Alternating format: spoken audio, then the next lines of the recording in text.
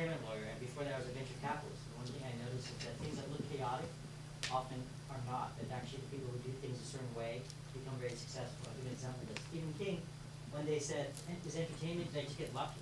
So he decided to write and submit books under Richard Bachman. No one knew who Richard Bachman was, and he got picked up.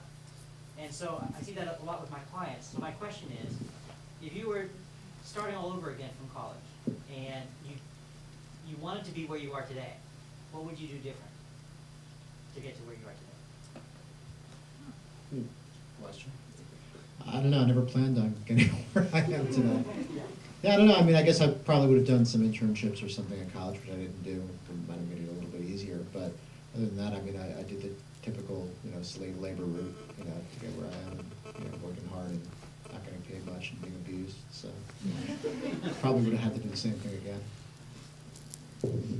I was thinking I would stress less, but maybe the stress is what drives you. And then I'm trying to think what else. I mean, I just think maybe it's more competitive today even than, it's like scary to think how to get back. But I would, part of me thinks, I'd want to be further.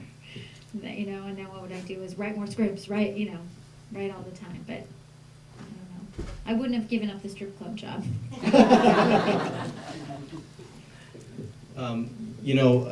If I could do it over again, I took a year off between Penn and medical school, and that would have been a great time to, if not actually go to formal film school, at least do a bunch of classes, in writing and film and stuff like that. And I still think about that today, if I could somehow squeeze in some time to go and take a bunch of classes. So that's probably what I would try to do a little different, is incorporate more of the other piece of my life now.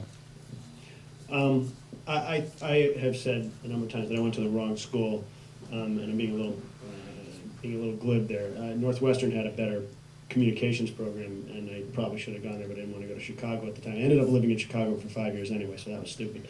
But Penn was a great choice for me because of Mask and Wig, and I didn't join until my junior year, but that was 2 years too late. But anyway, I knew I was going to be a comic in some way, and